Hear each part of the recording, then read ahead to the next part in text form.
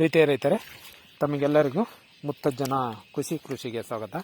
ರೈತರೇ, ಇದೇನು ನೋಡ್ತಾ ಇದ್ದೀರಿ, ಈಗಾಗಲೇ ಸಾಲಿಗೆ ಸಾಲು ಮುಚ್ಚುತ್ತಾ ಹೋಗ್ತಾ ಇದೆ ಸಾಲು ನಾಟಿ. ಇದು ಸಾಲು ನಾನು ನಾಟಿ ಮಾಡಿದ್ದನ್ನು ಹಿಂದಿನ ಸಂಚಿಕೆಯಲ್ಲಿ ಹೇಳಿದ್ದೆ. ಈಗ ನೋಡಿ, ಇದಾಗಲೇ ಈ ಥರ ಬಂದಿದೆ.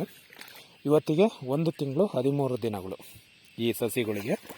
ಮತ್ತು ಇಲ್ಲಿ ನೋಡಿ, ನಾನು ಈ ರೀತಿ ಏನು ಗರಿ ತಿಂತಕ್ಕಂಥ ರೋಗ ಇದೆಯಲ್ವ, ಇದು ನೋಡಿ, ಇದಕ್ಕೆ ನೀವು ಯಾವುದೇ ಔಷಧಿ ಹೊಡೆಯೋದರ ಅವಶ್ಯಕತೆ ಇಲ್ಲ.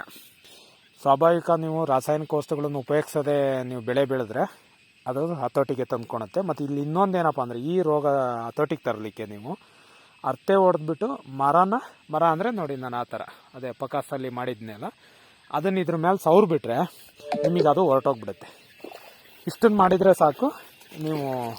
ಮತ್ತು ಈಗ ನಾನು ಇನ್ನೊಂದು 2 ರೌಂಡು ರಾಸಾಯನಿಕ ವಸ್ತು ಅಲ್ಲ, ನಾನೇ ತಯಾರು ಮಾಡಿರೋ ಔಷಧಿಯನ್ನು ಸಿಂಪಡಣೆ ಮಾಡಬೇಕು. ಇಲ್ಲಿವರೆಗೂ ಮಾಡಿಲ್ಲ. ಮಾಡ್ದೆಲ್ಲ ಹೋದ್ರೂ ಎಲ್ಲೂ ಕೂಡ ಗದ್ದೆ ನನಗೆ ಕುಂಠಿತವಾಗಿಲ್ಲ. ಈ ರೀತಿಯಾಗಿ ಕೃಷಿ ಮಾಡಿ ಅಂತ ಹೇಳ್ತಾ ಮುಂದಿನ ಸಂಚಿಕೆಯಲ್ಲಿ ಮತ್ತೊಂದು ವಿಚಾರವಾಗಿ ಬರ್ತೇನೆ. ಧನ್ಯವಾದಗಳು.